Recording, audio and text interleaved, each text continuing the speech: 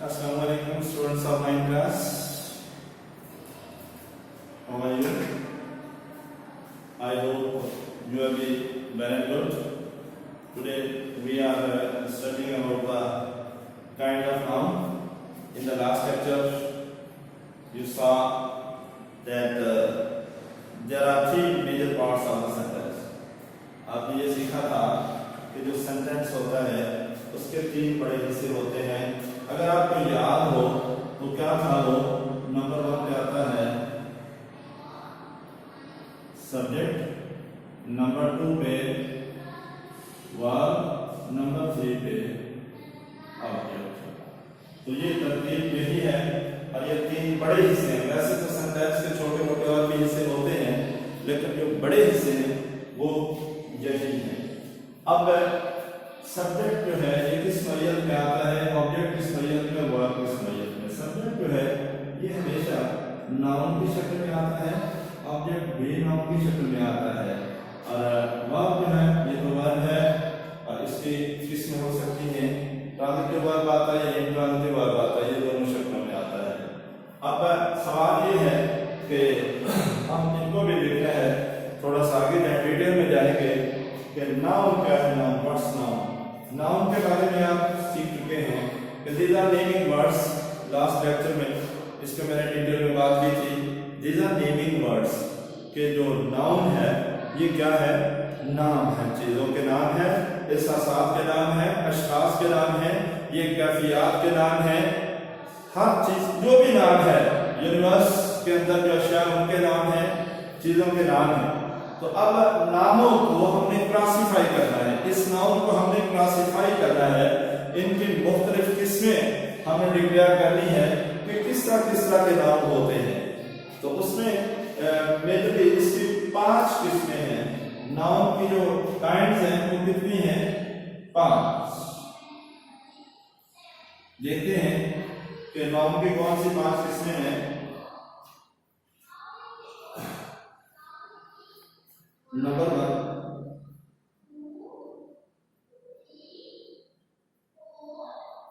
Common noun, number 2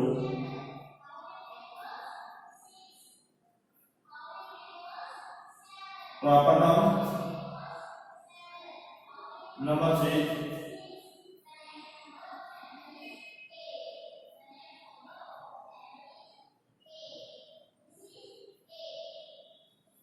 character noun, number 4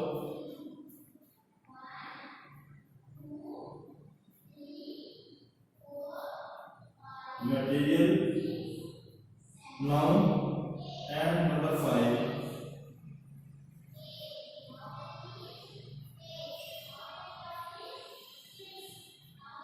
abstract noun. ये 5 किस्में हैं. अब हम इनको डिटेल में देखते हैं कि ये किस तरह होती है. तो नंबर 1 जो है common noun and proper noun, इन दोनों को हम इकट्ठे समझेंगे तो हमें समझने में आसानी होगी. कॉमन नाउन और प्रॉपर नाउन को जब हम मिला के समझेंगे तो इसको कंपेयर करके समझेंगे तो हमें आसानी होगी. कॉमन नाउन उर्दू में इसको आमतौर पर कहा जाता है, इसमें अगर आपने उर्दू पढ़ा हो, उर्दू ग्रामर अगर आपको थोड़ा बहुत उसके हवाले हो, तो कॉमन नाउन जो है इसमें नकरा और प्रॉपर नाउन जो है इसको कहते हैं इसमें मारिफा. इसमें मारिफा. अब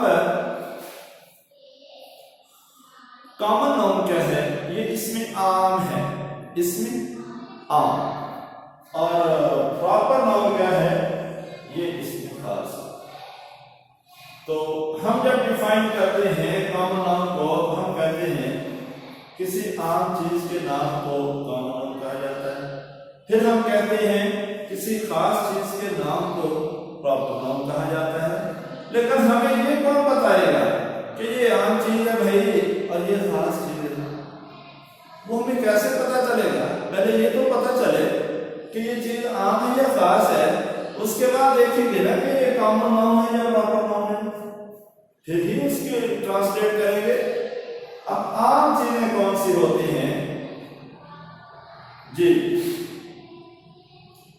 फॉर एग्जाम्पल हम कहते हैं जी book, chair, table,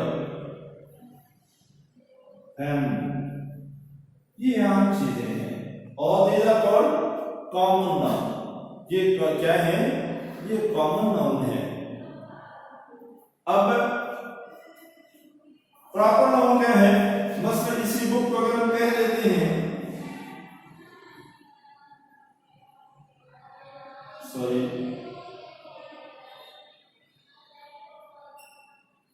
English book, तो ये प्रॉपर नाउन हो गया।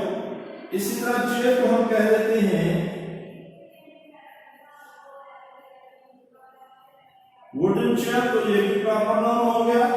ऐसे ही पेन को हम ईगल पेन कह दें, हीरो पेन कह दें, तो ये प्रॉपर नाउन हो जाएगा।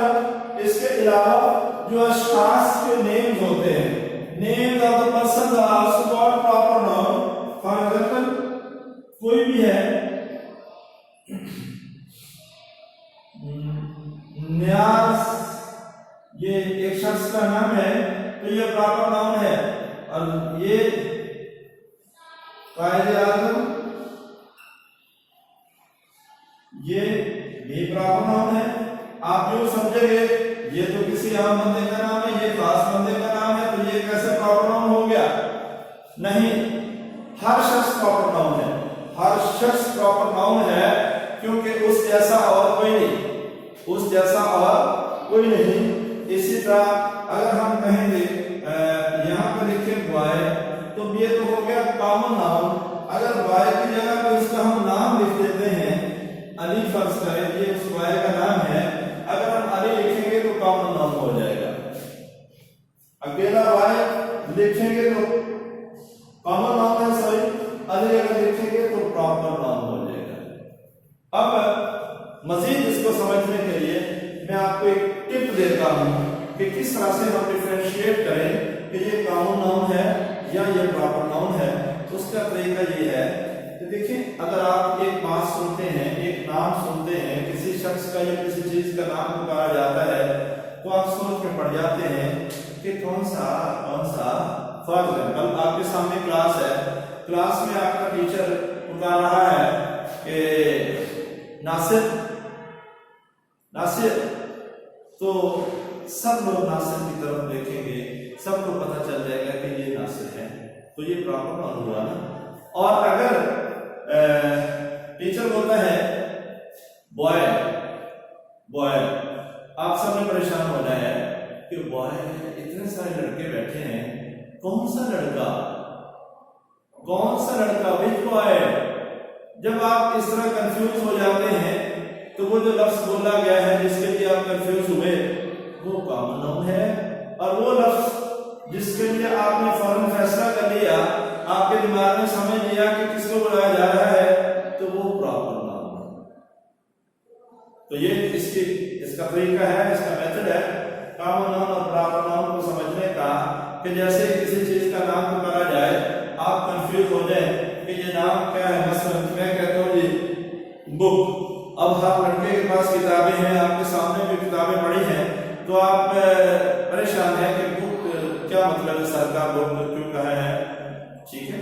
अगर आप मैं कहता हूं कि इंग्लिश बुक, तो आपको फौरन समझ आ जाएगा कि इस बुक की बात हो रही है। जब इंग्लिश बुक कहा है तो वो प्रॉपर नाउन है, अगर आप सिर्फ बुक कहा है तो वो common noun. Okay, thank you so much. Next, collective noun, इसको बोलते हैं, इसमें जमा। अच्छा, ये इस तरह के नाउन होते हैं, ये इस तरह के नाउन होते हैं जो बाजार सिंगल लगते हैं, लेकिन हकीकत में वो जमा होते हैं। Apparently they are singular, but in reality they are plural. When we see them deeply, they are plural.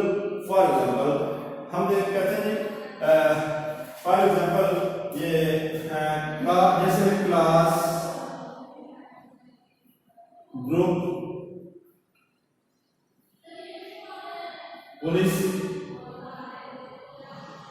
Army वगैरह। अब देखें, हम कहते हैं वो एक क्लास बैठी है, उस कमरे में एक क्लास बैठी है। अब हमने तो एक कहा है, एक का मतलब है सिंगल, अकेली, लेकिन हकीकत में क्लास कितने लोगों से बनती है? 10, 12, 20, 30, 50, बहुत सारे स्टूडेंट्स मिलते हैं तो मिलके क्लास बनती है। अब देखें, देखने को बाजार हमने कहा ये एक क्लास, लेकिन हकीकत में वो 30 लोग हैं या 20 लोग हैं या 15 लोग हैं। तो ऐसे ही ग्रुप, वो एक ग्रुप है जी, वो एक ग्रुप है, एक ग्रुप तो है तो नहीं, उसके अंदर कितने लोग हैं? ग्रुप कैसे बनेगा? 2, 3, 4, 5, 10 लोगों का जब इकट्ठे होंगे तो उसको हम ग्रुप कहेंगे ना। तो वो ग्रुप है, उसमें बहुत सारे लोग हैं, मजमुआ है, जो मजमुआ है वही कलेक्टिव नाउन है। इसी तरह आर्मी, हम तो बाजार कहते हैं कि हमारे मुल्क की फौज ऐसी है, उसके मुल्क की फौज ऐसी है, लेकिन बहुत सारे लोगों का मजमुआ है, बहुत सारे फौजी उसमें शामिल है। इसी तरह पुलिस है, पुलिस आ गई है, हम ये तो नहीं कहते पुलिस आ गए हैं, हम कहते पुलिस आ गई है, इसलिए कहते हैं कि वो सिंगल है, एक है। लेकिन जब उसको डीपली देखा जाता है तो वो कलेक्शन ऑफ पीपल है, वहां से बहुत सारे लोग मिले हैं तो पुलिस बनी है। अब मटेरियल नाउन है, इसको यूं कहते हैं इसमें मादा, और इसमें इसको कहते हैं इसमें। अब इन दोनों को भी इकट्ठे समझने को आसानी होगी। एब्स्ट्रैक्ट नाउन क्या है, मटेरियल नाउन क्या है?